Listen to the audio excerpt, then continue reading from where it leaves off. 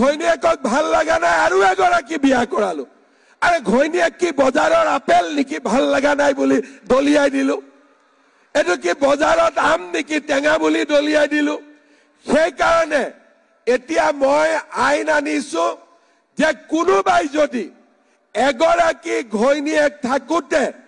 দ্বিতীয় যদি ঘৈণীয়েকৰ ওচৰ চাপে 7 বছৰ জেলত যাব লাগিব 7 বছৰ জেলত যাব লাগিব কালি কেবিনেটত পাছ হৈ গল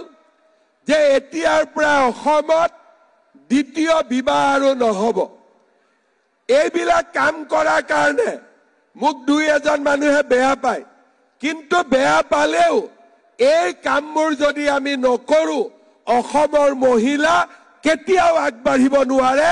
অসমৰ মহিলা সদায় পিছ পৰি থাকিব লাগিব কথা নাই বাৰ্তা নাই বাচ্চা নিজে জন্ম দিও দোষটো আল্লাহক দিও